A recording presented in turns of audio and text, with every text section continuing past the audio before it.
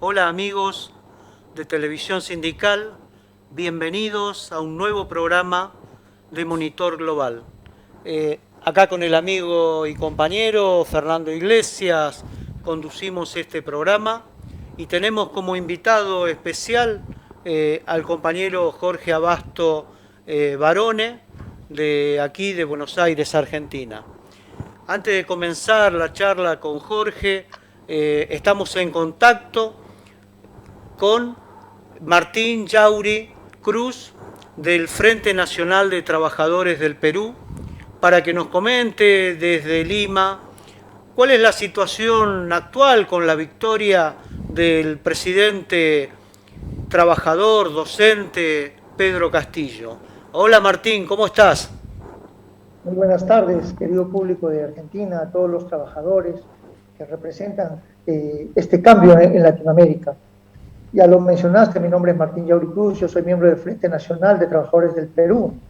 Bueno, empezar diciendo que esta contienda electoral nos da como resultado eh, ganador al profesor Pedro Castillo Terrones, un profesor, agricultor, tondero, que ha luchado también contra Sendero Luminoso en su momento, un profesor humilde que representa a la mayoría del pueblo peruano el día de hoy. Lamentablemente hemos podido apreciar que Keiko Fujimori, con algunas argucias de sus abogados, está entorpeciendo la labor del Jurado Nacional de Elecciones porque ha impugnado varias actas, estamos hablando más de 600, y también el día de hoy han podido impugnar otro grupo de actas electorales, pero ya a destiempo, y ahí podemos apreciar que el Jurado Nacional de Elecciones, también la OMPE, está parcializada, está a favor de que Sofía Fujimori. Lamentablemente, ella representa los intereses de los grandes capitales en el Perú. Pero estamos pudiendo apreciar que en gran parte de las ciudades del Perú ha habido movilizaciones en favor del profesor Pedro Castillo y para que se transparente y se dé de una vez, porque ya las actas escrutinadas al 100% han dado como ganador al profesor Pedro Castillo, pero lamentablemente de los 60.000 votos que llevaba de diferencia el día de hoy, cada hora se están acortando más y más. Es por eso que nosotros también pedimos a todos los trabajadores y a todos los pueblos hermanos de América Latina y del mundo que estén con los ojos encima del Perú para que se pueda dar de forma transparente estas elecciones y se pueda respetar de alguna manera el voto que ha sido del pueblo. Es indudable que la ultraderecha expresada por Keiko Fujimori, la mafia fujimorista, está intentando, junto con la oligarquía peruana, arrebatarle el triunfo al pueblo peruano que ha votado un trabajador. La solidaridad internacional del conjunto de los pueblos de Latinoamérica y del mundo está con Pedro Castillo. Hemos podido ver algunos materiales de respaldo al profesor Castillo. La pregunta es, ¿qué medidas se está pensando el movimiento obrero peruano, los movimientos sociales, los movimientos campesinos e indígenas para sostener la victoria y que no sea arrebatada por los sectores de ultraderecha? Miren, el día de hoy un grupo de abogados independientes ha presentado una denuncia penal contra Keiko Sofía Fujimori Gucci, ¿no? Por presunto delito contra el derecho a sufragar, por haber presentado un pedido de nulidad a más de 600 actas. Normalmente, en las anteriores elecciones, bordeaban las 30, 40 actas que eran impugnadas a nivel nacional. Pero el día de hoy lo que está haciendo Keiko Sofía Fujimori es tratar de eludir a la justicia. ¿Por qué? Porque Keiko Sofía Fujimori, de no ser electa como presidenta, prácticamente tendría que pagar todos los delitos que ha cometido, con lavado de activos y que mucho tiene que ver con la recordada empresa brasilera de Odebrecht. Y los trabajadores el día de hoy se están manifestando, tal como lo dije al principio, en las calles. Desde el día de lunes hay movilizaciones en las principales ciudades del país. Hay algo que el día de hoy ha llegado una delegación de salud del gobierno central a la ciudad de Arequipa. La ciudad de Arequipa es uno de los pilares fundamentales de las revoluciones. Es un pueblo muy luchador y encarador con los gobiernos de turno. Entonces, pero esta delegación de salud está pensando en bloquear, parar todo acto por 15 días, ya que dicen que están falleciendo bastantes personas solamente en Arequipa por un tema del COVID, que ha llegado la variante de la India, me parece. Entonces, pero la gente tiene muchas sospechas con esa actitud, porque de darse en estos días, la siguiente semana, de repente como ganadora, con un fraude que se estaría dando en el Perú, la gente no podría salir a participar de las marchas y las protestas en contra del OMPE y el Jurado Nacional de Elecciones. Hay muchas sospechas, como repito, muchas cosas que se tienen en la cabeza, pero siempre estamos atentos a todo lo que puede pasar, porque lamentablemente solamente en el Perú pasa esto. Ya me comunican que en Arequipa, por ejemplo, toda la plaza de armas, las principales plazas, está llena de militares y policías. Y eso no debería darse en un país democrático. Claro, esa es una de las grandes dudas que desde acá de Argentina observamos, ¿no? O sea, sabedores de cómo actúa la oligarquía y la derecha en nuestros países, con la complicidad de los jueces y de los poderes fácticos, que en este momento están actuando realmente como una mafia, tratando de robarle las elecciones al pueblo peruano. Vimos que había movilizaciones de los ronderos que iban hacia Lima, una gran movilización, la movilización de la Central General de Trabajadores del Perú, algunas manifestaciones también hasta de suboficiales de la policía y del ejército pronunciándose a favor del triunfo de Castillo. O sea, desde acá nuestra gran duda, y sería bueno escucharlo de tus palabras, es cómo esa pulseada entre los sectores populares que están organizándose para defender este triunfo y la oligarquía ves que se pueda desarrollar. A ver, resumiendo, la gente que apoya al profesor Pedro Castillo Terrones es la gente que siempre durante años ha salido a las calles a luchar por los diferentes eventos que se han dado. Llámese la ley Pulpín, que era una ley para los trabajadores juveniles que iban a estar sin pago un tiempo o a mitad de precio, y que era algo grosero. Pero esa gente que salió, esa gente es la que votó por el profesor Pedro Castillo. La gente que ha votado por la Keiko Fujimori es la gente que nunca ha salido. ¿Por qué? Porque Keiko Sofía, tal como se ha evidenciado en un video el día domingo, han sacado a los abuelitos de un asilo en la ciudad de Tumbes, los han subido a una combi para que vayan a votar por Keiko. Y cuando los han entrevistado, uno de los abuelitos dijo de atrás: si no votamos por Keiko, nos van a votar del asilo. Lamentablemente, esa es la manera como trabaja la derecha fascista en todos los lugares del mundo, ¿no? No podemos decir solamente en el Perú. Es lamentable, usan a las personas. Muchos de los personeros también hemos podido apreciar en otros videos que han estado reclamando porque les ofrecieron un pago de 100 soles aquí para que sean personeros de Fuerza Popular. Y al final no les han dado nada. Entonces la gente ha reclamado, ha hecho un poco de vandalismo para que les den su plata.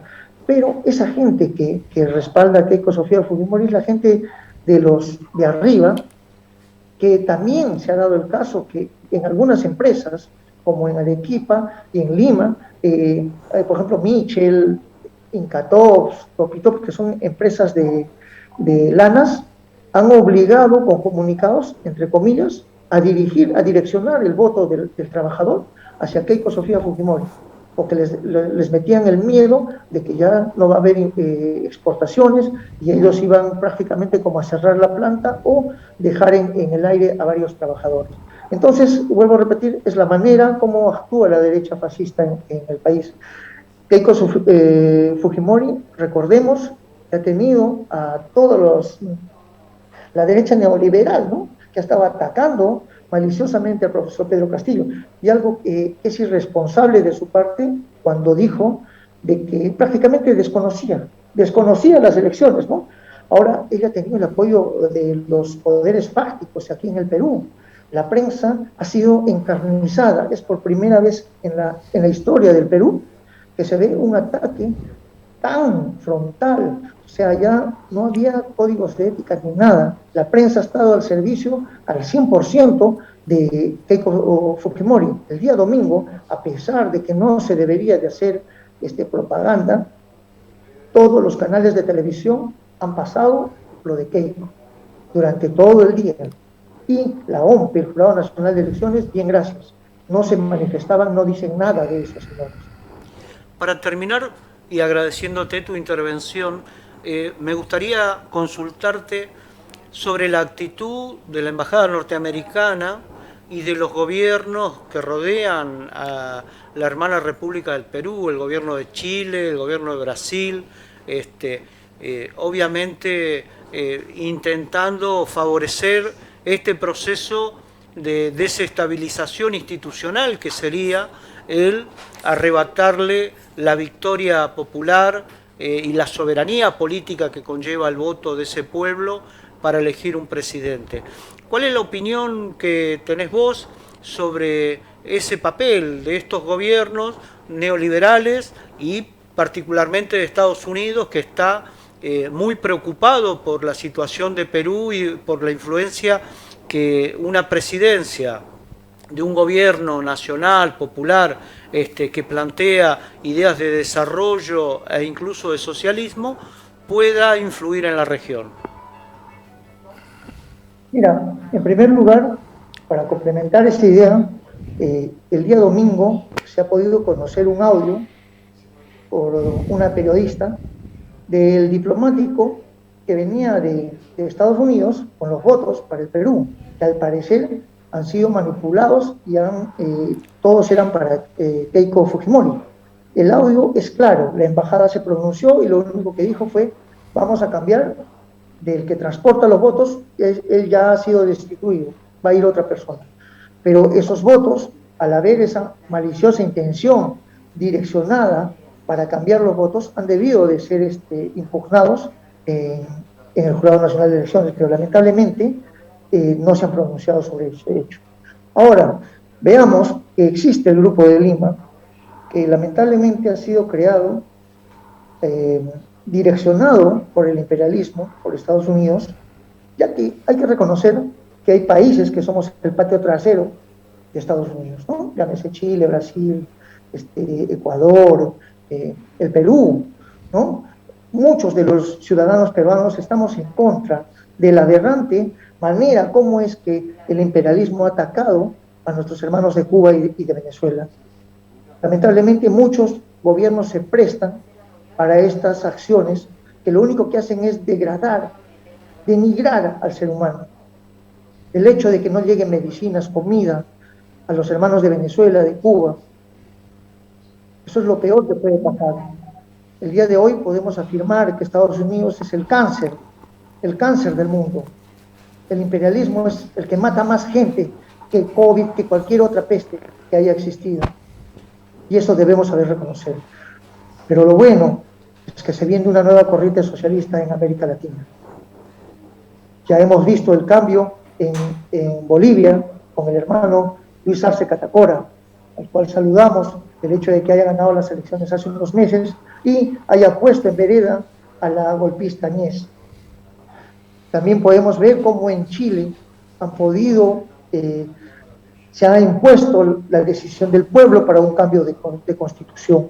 Esa constitución neoliberal, que el día de hoy también está implantada en el Perú, una constitución neoliberal que es depredadora de los recursos naturales, que los pone al servicio de los capitalistas, depredadora de los derechos laborales de los trabajadores. Entonces, todo eso debe cambiar. Y hoy día celebro que el profesor Pedro Castillo Terrones sea el presidente de Perú. A estas horas no sabemos qué es lo que pueda pasar, pero la decisión del pueblo ha sido que él sea el presidente, que gire hacia la izquierda el destino del Perú, que se cambie el sistema capitalista que ya está en decadencia, que lo único que ha demostrado con esta pandemia es que no sabe hacer las cosas para bien del pueblo, porque sí, para el bien de los capitalistas.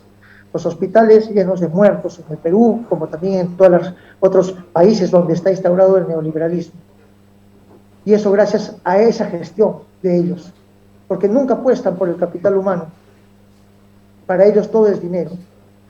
Por eso celebro de que desde aquí se esté dando un cambio en América Latina. Pronto será Colombia. Esos muertos de Colombia no deben de ser olvidados. Y si va a haber algo aquí en el Perú va a haber un fraude, también de repente habrá muertos. Como dicen, en toda guerra habrá muertos, pero que no sean olvidados y que no sea en vano la sangre que se derrama para recuperar nuestra soberanía, para recuperar nuestros recursos naturales.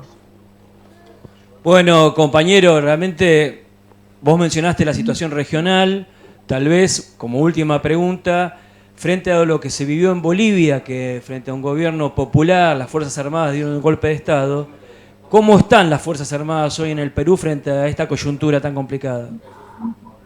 Mire, es lamentable, y los altos mandos, algunos hay rezagos todavía de lo que puso Vladimiro Montesinos y Alberto Fujimori en su época. Hay otros que también han ido oponiendo a la gente del fujimorismo. Ellos se pronunciaron hace unas semanas dando a entender que no van a reconocer un triunfo del profesor Pedro Castillo. Eso es lamentable, pero sí, lo bueno es que los militares, los subalternos, no están de acuerdo con los altos mandos. Hay que estar vigilantes el día de hoy porque eso es muy peligroso para un Estado democrático. Pero estamos teniendo mala recepción, Martín. De vista también, que cuando la libertad de expresión, la libertad de prensa está capturada, sí, ya no hay democracia, porque estaríamos en una dictadura. ¿Sí? ¿Me escuchan? Ahora sí, se había perdido. ¿Me escuchan? Sí, sí. Te agradecemos mucho. ¿Me están escuchando? Hola, ¿me escuchás? Te agradecemos mucho tu participación, sí. Es muy importante y esclarecedora. Toda tu visión, el análisis que haces sobre la realidad actual del Perú, y seguiremos atentos a toda esa situación, y por supuesto te volveremos a convocar para próximos programas para que sigas contándonos las vivencias del pueblo peruano y de los trabajadores peruanos. Así que hasta muy pronto, hermano.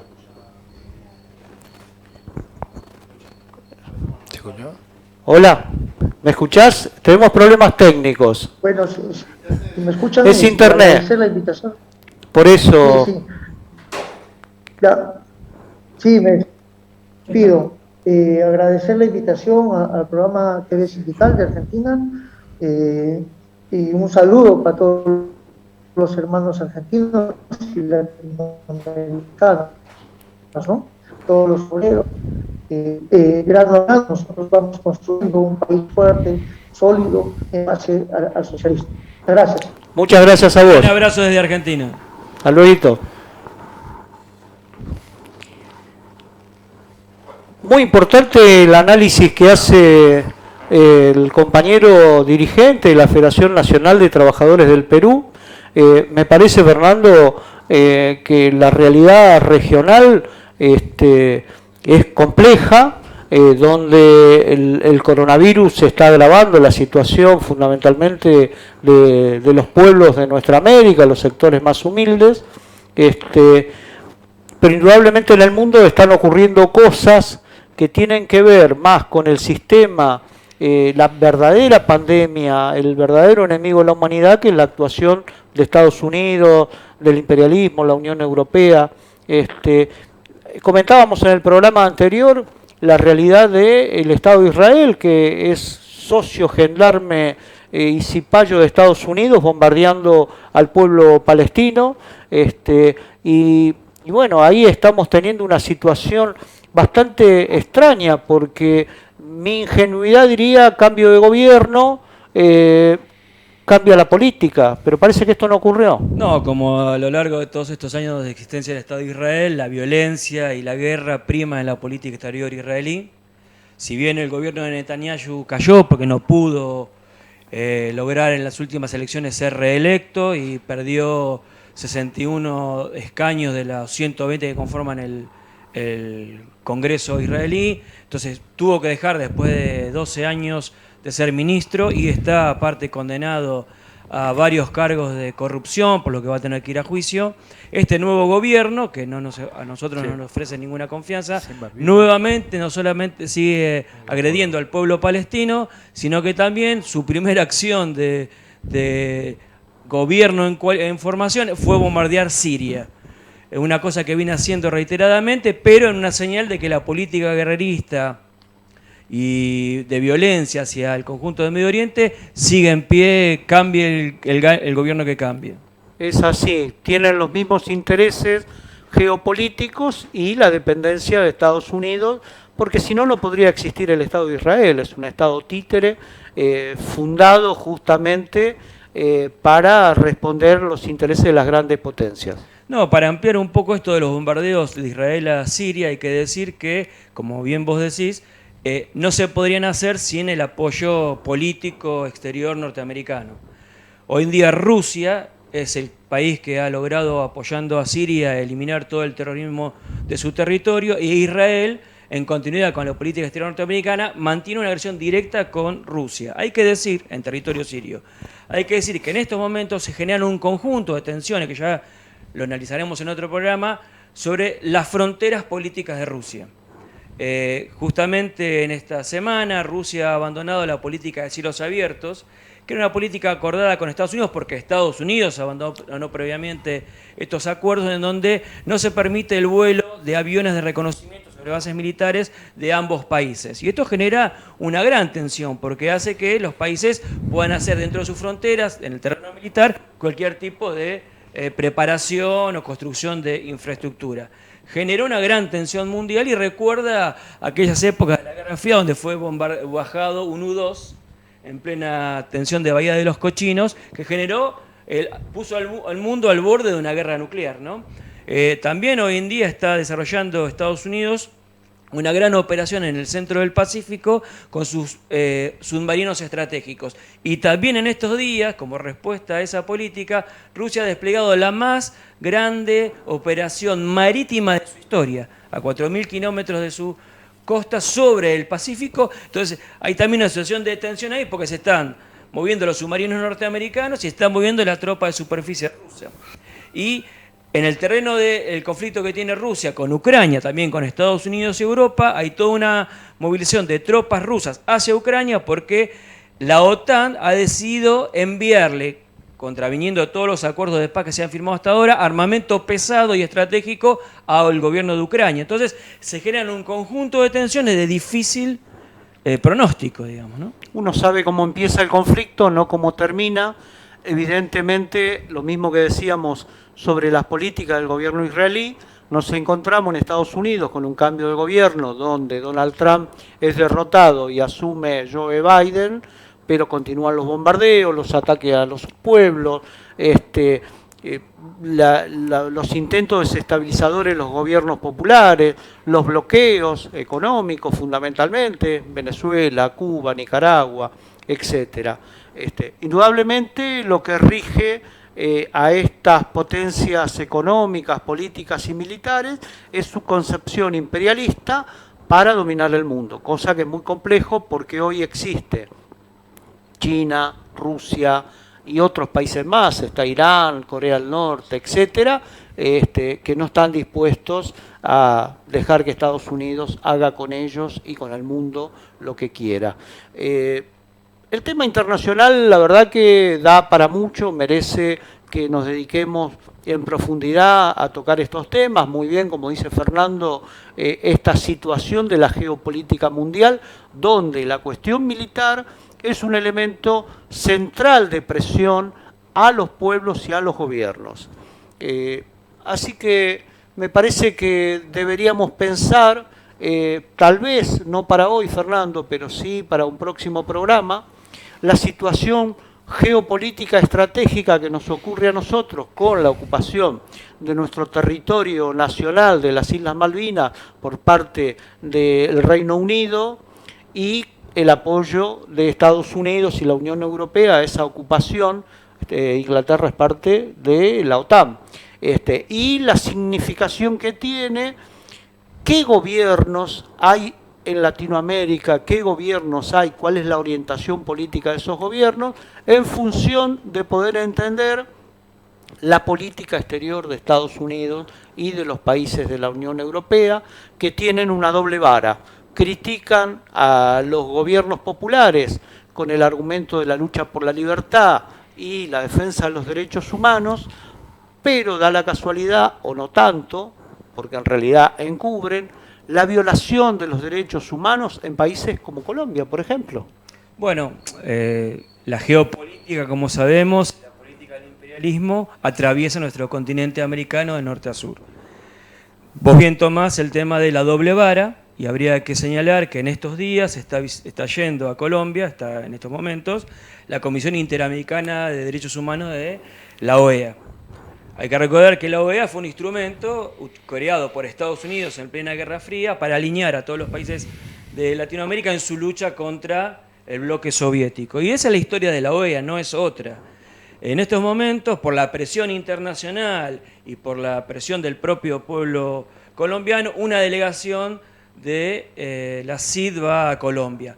Va simplemente a cubrir un flanco que no quería dejar libre, pero lo de la doble vara. Cuando fueron a Venezuela, frente a problemas construidos por la política exterior norteamericana de desestabilización, enseguida condenaron al gobierno venezolano, lo que posibilitó el bloqueo de cuentas, el bloqueo de activos comerciales, el bloqueo de la comercialización del petróleo al pueblo y al gobierno venezolano. En Colombia van, miran y no dicen absolutamente nada. No censuran al gobierno, mientras tanto sigue la represión, porque en Colombia se vienen desarrollando 45 días de paro cívico y popular, que son efectivos y se manifiestan en todo el territorio, y las fuerzas represivas del gobierno de Duque siguen reprimiendo al pueblo. En la ciudad de Cali, el día de ayer, mataron a 5 jóvenes de los llamados de la primera línea, que son los jóvenes que combaten a las fuerzas especiales que reprimen a las manifestaciones, y toda la población de Cali en manifestación salió a denunciar estas muertes, y la Comisión Interamericana de Derechos Humanos no dijo absolutamente nada, ni fue a reunirse con estos sectores, mientras sí lo hacía en los copetines del gobierno que está matando a su población. Permitime, Fernando, y lo mismo ocurrió en Chile, que la misma Bachelet, que preside la Comisión de Derechos Humanos en Naciones Unidas, no condenó expresamente y de la manera que correspondía la violación de los derechos humanos del gobierno chileno. Sí, hay que aclarar un detalle nada más, pero que hay una estructura que se llama el SMAD, que es un cuerpo especial de la Policía Militar colombiana, que está matando sistemáticamente, secuestrando y deteniendo a todos aquellos jóvenes y sectores que participan de las movilizaciones en Colombia. Esto que veíamos de la geopolítica que atraviesa nuestro continente nos muestra una situación muy complicada de pulseada entre los sectores más reaccionarios de la derecha latinoamericana apoyados por Estados Unidos y los sectores populares. Como bien dijiste vos, Pascual, el mundo ya no es unipolar, ya hay un desbalanceo entre la política imperial norteamericana, China, Rusia, y en Latinoamérica eso se verifica con una nueva oleada de luchas del campo popular. Lo de Chile, saludamos todo el triunfo electoral de la izquierda y los sectores progresistas de Chile, el triunfo contra el golpe de Estado en Bolivia y el nuevo gobierno que saludamos en Bolivia, el triunfo en México, la actual candidatura de Lula, que también condiciona el proceso brasileño y seguramente va a condicionar las próximas elecciones para que se vaya este nefasto gobierno que tenemos en Brasil, muestra un reverdecer de las luchas y de la ocupación de territorios políticos por parte del campo popular, de las fuerzas progresistas, de las fuerzas de los trabajadores. Y Perú, que era el tema que charlábamos recién, lo patetiza aún más. Siempre hay que señalar con mucha preocupación el papel nefasto que juegan las Fuerzas Armadas, que prácticamente son fuerzas de ocupación en muchos otros países, al servicio del imperialismo norteamericano. En particular en Perú existen hoy más bases norteamericanas que las 10 bases que existen en Colombia. También hay que señalar, como parte de la geopolítica, que Perú hoy se está transformando en el principal productor de cocaína. Digamos que donde aumenta la producción de cocaína, casualmente aumentan las bases norteamericanas. ¿Será tal vez para asegurar el negocio? El flujo para que puedan consumir en Estados Unidos. Como esto es un programa de política internacional y estamos hablando de casi todos los países latinoamericanos y algunos asiáticos y de Europa, vale la cuestión traernos a la República Argentina, que obviamente es parte del concierto internacional. Hoy tenemos un invitado especial, Jorge Abasto Barone, que es dirigente de la Coordinadora de Inquilinos de Buenos Aires, y que con él vamos a charlar sobre estas cuestiones, el problema de la vivienda, el problema de la situación económico-social que estamos atravesando los argentinos en este preciso momento. Jorge, bienvenido a Monitor Global. ¿Qué tal? Buenas tardes, ¿cómo están? Gracias por la invitación. Una pregunta que te quería hacer, nos ha llegado la noticia que la Coordinadora de Inquilinos de Buenos Aires está impulsando junto a otras organizaciones un frente contra el hambre, ¿puede ser? Sí, en realidad, bueno, nosotros como Coordinadora de Inquilinos de Buenos Aires y junto a una organización hermana que es nuestra melliza en provincia, digamos, que son las Asambleas Populares Tierra, Vivienda y Trabajo, participamos de un espacio más amplio con varias otras organizaciones que se llama la Coordinadora desde Abajo, que es un espacio nuevo, digo, tiene realmente poco tiempo, unos meses de constitución, más allá de que las organizaciones que lo constituimos tenemos una larga trayectoria. Te menciono algunos, está uno de los grupos de los MTD Aníbal Verón, que tiene desarrollo nacional en varias provincias, están los compañeros de Proyecto 7, que trabajan fundamentalmente con gente en situación de calle, una problemática realmente muy compleja, muy grave. Nosotros que trabajamos la problemática de vivienda y también la problemática de la economía popular. Y esta coordinadora es de reciente conformación, digo, pero insisto, con compañeros y compañeras que venimos de una larga trayectoria.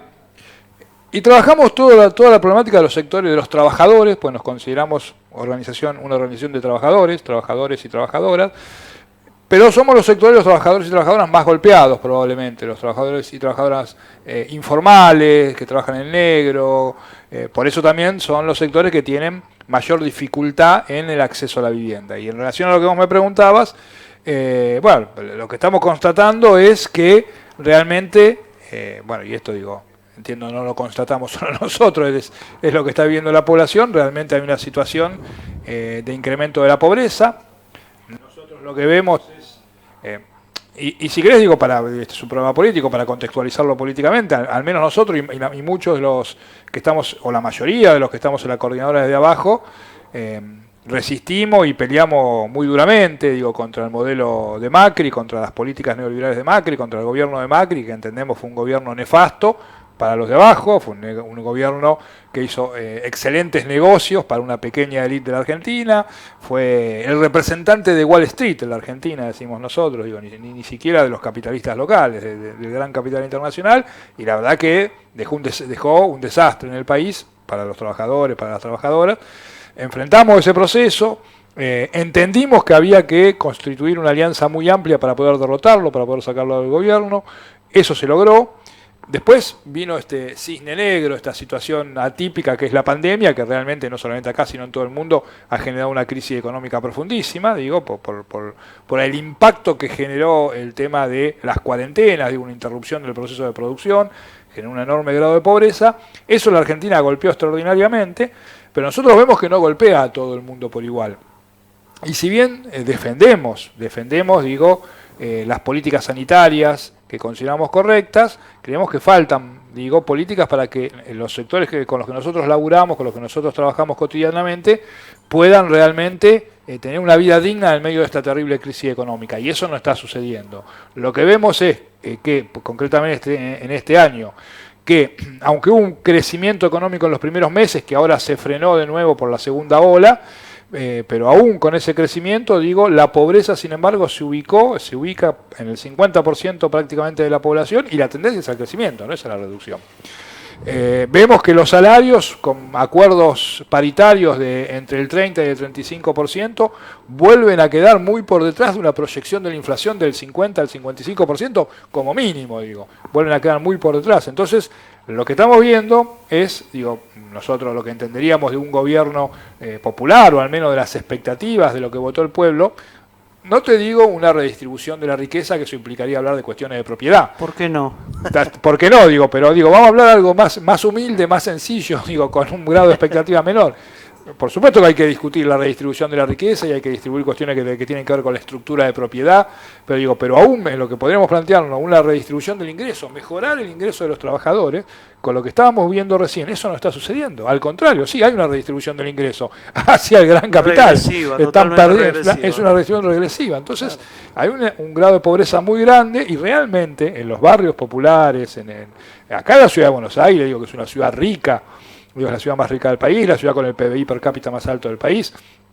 Digo, en los barrios populares, en las villas, en los asentamientos, en todo el sur del conurbano, en Soldati, Lugano, en los barrios más, y aún en los barrios céntricos, digo, la gente humilde la está pasando muy mal, en los inquilinatos, en los conventillos, gente que además, cuando se dice esta consigna, que es correcta desde el punto de vista sanitario, quédate en casa, no tienen casa donde quedarse, o viven 8 o 9 personas en una habitación de 3x3, ¿cómo haces? Y además de que vivís. ¿Cómo haces para que esa familia, y además que es gente que es de ese enorme universo que trabaja en negro, que sobrevive con la changa diaria, y que le dieron durante el año pasado 3 IFES, o sea, 30.000 pesos para que vivan todo el año, digo, porque las changas se le cortaron y se cortó todo ese trabajo informal, quedó absolutamente paralizado. Jorge, el problema de la pobreza es un problema multifacético, ¿no?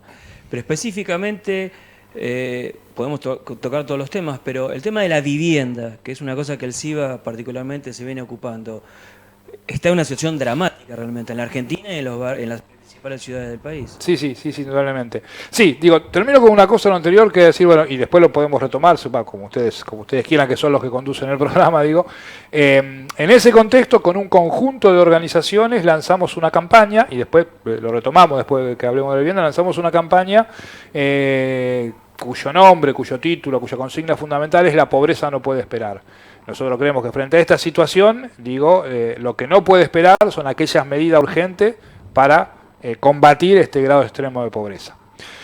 Siendo lo que me preguntabas vos, Fernando, sí, mira, el problema de la vivienda es un problema grave de las últimas 3-4 décadas. Digo, los últimos planes de vivienda populares realmente fueron en la década del 70. Además, en otro momento, con otra estructura económico-social, donde realmente, por supuesto, al igual que hoy, en aquella época había explotación, los trabajadores luchaban, digo, pero en aquel momento un trabajador con un salario se podía comprar una vivienda. Es una vivienda humilde, pero se podía comprar con su salario a largo plazo una vivienda. Después de la dictadura militar y las profundas transformaciones socioeconómicas que estableció la dictadura para acá, digo, esa posibilidad empezó a desaparecer de la realidad. Digo, un trabajador con su solo salario, cada vez se le empezó a hacer más difícil la posibilidad de comprar una vivienda, y con el tiempo y con la llegada del neoliberalismo en los 90, no solamente se le empezó a hacer difícil comprar una vivienda, se le empezó a hacer difícil alquilar, y sobre todo en los grandes centros urbanos, ¿no? Sí, no, yo revisando los datos veía que en los últimos 30 años, se calcula que en la Argentina hoy en día hay 4.500 villas y barrios populares humildes. No, muchos más, esos están censados en el RENAVAP, pero hay muchísimos más. Los censos oficiales, ¿no? Pero lo llamativo es que hace 30 años se calculaba que había 1.000, y ahora se calcula que hay 4.500 o más, como decís vos, digamos. Estos últimos 30 años quintuplicaron la cantidad de villas y la imposibilidad justamente de acceso a la vivienda. Sí, indudablemente. Mirá, yo digo, vamos a tomar para graficar la gravedad en el problema y de cómo ha ido evolucionando. Si querés podemos tomar brevemente el caso de la Ciudad de Buenos Aires. La Ciudad de Buenos Aires es una ciudad que no solamente no aumentó su población, sino que la redujo en los últimos 60 años. En el censo de 1960, la Ciudad de Buenos Aires tenía 3.100.000 y pico de habitantes. En el último censo registrado en la Argentina, digo, tiene 2.900.000, tiene 100 y pico de mil habitantes menos. cuando simplemente el crecimiento vegetativo de la población tendría que haber, en esos 60 años, tendría que haber duplicado su población. Expulsó población. Obviamente, eso quiere decir que la ciudad de Buenos Aires expulsó y expulsa sistemáticamente población, porque además eso le tenés que sumar que hay procesos de migración interna, y en los últimos 30 años hubo un proceso muy intenso de emigración de los países limítrofes hacia la Argentina, y esa migración entra por Buenos Aires, después por ahí se distribuye, pero viene primero a Buenos Aires. Entonces, con el crecimiento vegetativo de la población, la inmigración interna, los compañeros y compañeras que vienen de los países limítrofes, tendríamos que tener la ciudad, la capital, digo, ¿no? Tendría que tener 12 millones de habitantes. Sin embargo, tiene menos. O sea, hay un proceso, yo digo la cifra para visualizar, hay un proceso de expulsión sistemática de población de la ciudad de Buenos Aires, que es un proceso invisible, que no se ve. Gente desalojada en la ciudad hay alrededor de un promedio. Esto es un promedio que hemos establecido nosotros. No hay estadísticas muy bien elaboradas, digo, es una zona gris. La universidad, a veces la asesoría tutelar, que es la que defiende los menores en la ciudad, algún otro organismo, el CELS, en algún momento han hecho investigaciones, pero también, como es un terreno muy complejo de medir, no hay cifras demasiado contundentes, pero bueno, la estimación que hacemos nosotros siguiendo los procesos de desalojo y con un parámetro que es el subsidio que se paga en la ciudad de Buenos Aires a la gente que no puede acceder a la vivienda, que generalmente es un subsidio que se paga a la gente desalojada, nosotros hablamos de un promedio de 5.000 familias anuales que se desalojan. 5.000 familias, no personas. Estos son 20 a 25.000 personas por año que son desalojadas. Ni hablar de la gente que se va por sus propios medios, porque ya no puede pagar el alquiler, que decide irse, digo, y la mayor parte de esa gente es expulsada de la ciudad, ya no puede volver a visitarse la ciudad. Lo curioso, lo dramático es que en esos mismos periodos se ha registrado un incremento de la construcción de grandes edificios. Enorme, tremendo. Entonces, la ampliación habitacional de la ciudad de Buenos Aires es en proporción a la cantidad de gente que se va. Digamos, hoy se calcula que hay unas 350.000 viviendas ociosas en la ciudad de Buenos Aires, y viviendo en las villas de la capital hay 400.000, y en los hoteles, entre las villas y los hoteles, hay otros 150.000 habitantes de la ciudad. Entonces, ¿dónde está el nudo ese de construir viviendas y personas expulsadas de la ciudad o que viven en inquilinatos y villas miserias? Se calculan 600.000 personas aproximadamente, las personas que están en lo que se llama emergencia habitacional, o sea que viven en situación de desalojo, en situación de hacinamiento, en situación de precariedad, con falta de servicios. Entre todas esas situaciones se calcula que son unas 600.000 personas en la ciudad, son una población de 3 millones de habitantes, un número alto, es casi cerca del 20%. Y como vos decís, se construye, hay años que menos, años que más, pero se ha construido algunos años a un ritmo realmente febril en la ciudad de Buenos Aires, más de 2 millones de metros cuadrados anuales, lo cual es una barbaridad, digo, es muchísimo. Muy caro el metro cuadrado. Claro, lo que pasa es que se ha construido vivienda suntuosa, tenés Puerto Madero, tenés el 70% de las unidades vacías, pero no solo Puerto Madero, hablando la otra vez con amigos, con compañeros, profesionales, por ahí que viven en la zona norte de la ciudad, te dicen, no, mira, donde yo vivo, la mitad de los departamentos están vacíos, digo, en toda la zona norte, en toda la zona más cara, está lleno de unidades vacías. ¿Por qué? Porque el negocio inmobiliario es eso, es un negocio. El capitalismo que ha ido buscando formas de reproducirse, y de reproducir su lógica de obtención de plusvalía y ganancia, ha encontrado en la vivienda en las últimas décadas uno de los refugios para valorizar el capital, uno de los refugios más importantes para valorizar el capital en una época donde hay muchas crisis y muchas transformaciones. Este macrismo que hemos enfrentado, tanto a nivel capital, que ya lleva 14 años. Varios años de gobierno, y a nivel nacional, ha encontrado su núcleo principal de negocios en el negocio inmobiliario y en la obra pública, digamos, ¿no? Sí. Gran parte de las grandes empresas constructoras en capital tienen en sus directivos a miembros del PRO o legisladores del PRO o diputados del PRO. Entonces son esos que están, como se dice, en los dos lados del mostrador. Claro. Sí, por eso te decía, digo, el negocio inmobiliario es uno de los principales negocios del capitalismo hoy en día. Y la vivienda, con esa lógica, digo, tanto el suelo como la vivienda ha dejado de ser, digo, ha perdido su valor de uso, digo, y se convierte en un negocio, se Su convierte... valor social.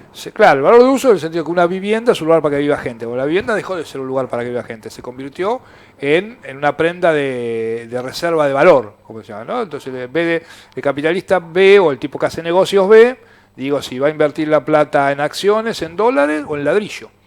Digo, ha perdido su función de uso, ha dejado, el suelo ha dejado de ser un lugar para que se levanten viviendas, se levanten fábricas, y las casas han dejado de ser lugares para que viva la gente, para convertirse, digo, en ganancia, digo, y van en función de la ganancia, no de que sean habitadas o no sean habitadas. Entonces esto hace que una gran cantidad de esas unidades, digo, estén vacías, estén esperando el que las compra o las vende, las compra o las vende al calor de los vaivenes de sus negocios, de la suba o baja de precios, y el lugar está vacío.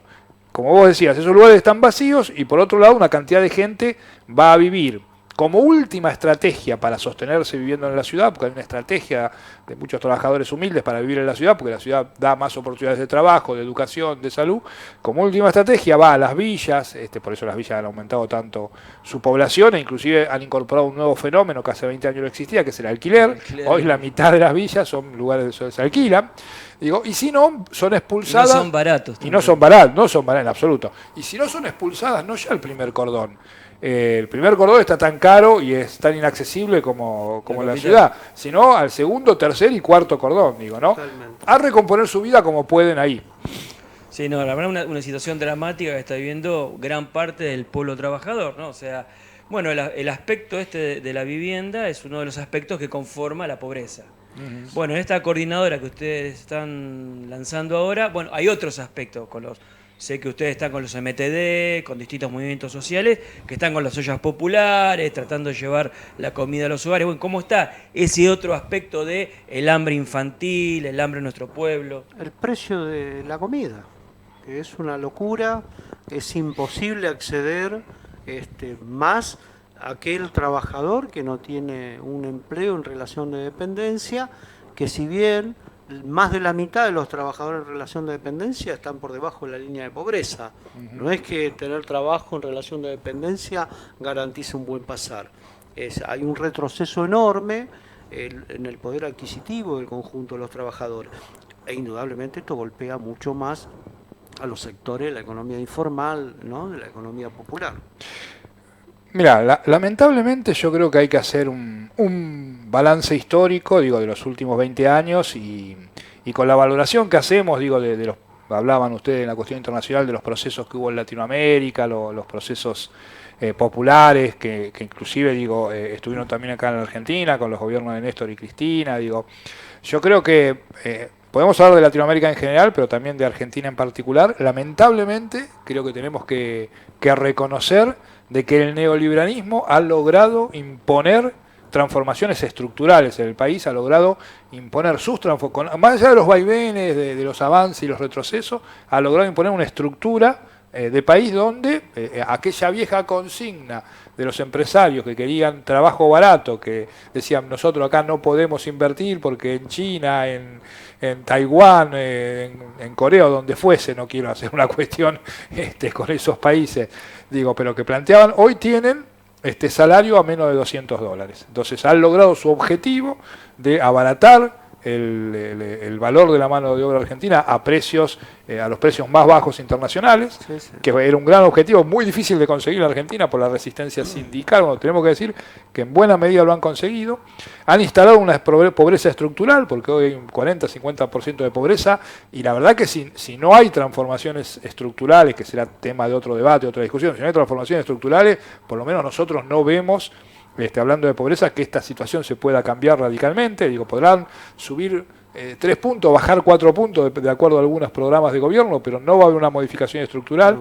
Entonces, realmente tenemos una estructura, hemos llegado a ser una estructura, digo, de país pobre, de país con una fuerza de trabajo muy barata, con una desocupación permanente, digo, con una enorme masa de desocupados, que tiene que ver con las características del capitalismo de hoy en día, el capitalismo de la cuarta revolución industrial, que expulsa mucha mano de obra, que se concentra muchísimo en emprendimientos que por ahí requieren de conocimientos y de capacidades para los trabajadores que están ahí, que no todos tienen y que además el Estado después no tiene políticas para reproducir esos conocimientos, esas capacidades, porque falla el sistema de educación, falla el sistema de formación, falla el sistema de recapacitación de los trabajadores, y esto lo que se traduce es que hay una enorme masa de gente expulsada de la población en la pobreza, que se ha planteado, no ha tenido más remedio que plantearse en los últimos 10 años de ver cómo sobrevive, y se ha ido generando todo un espacio que nosotros llamamos el de la economía popular, digo, que es un fenómeno interesante para observar.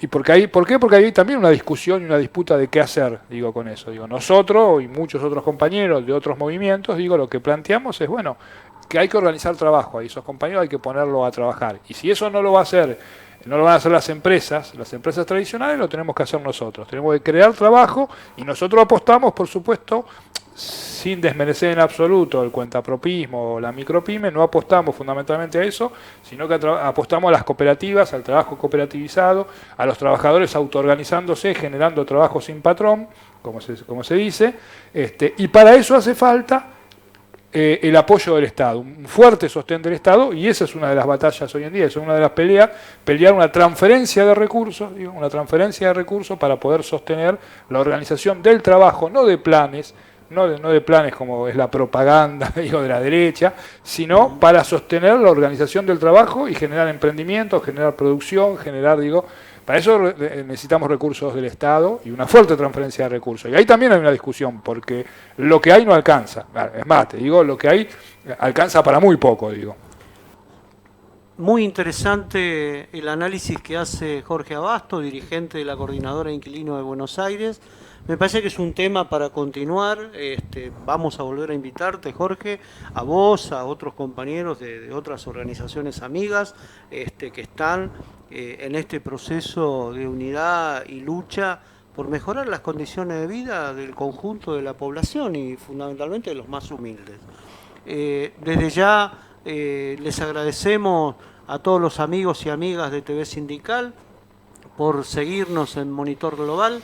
El próximo viernes realizaremos nuevamente un análisis de la política latinoamericana y nacional, y tendremos a algunos invitados de algunos países de la región. Fernando, la verdad que ha sido un programa muy rico conceptualmente. La verdad muy interesante, le agradecemos la presencia a Jorge, esperamos que esta campaña La pobreza no puede esperar continúe, se fortalezca para que realmente se denuncie esta situación. Y bueno, saludamos a todos los que nos acompañan, y recordando que Pascual dentro de una semana va a estar en Venezuela, así que esperamos que Pascual nos pueda informar cómo está la situación en Venezuela y cómo está el proceso del gobierno bolivariano que se mantiene firme en ese hermano país. Así será entonces. Hasta la próxima, amigos. Con mucho cariño, cuídense. Bueno.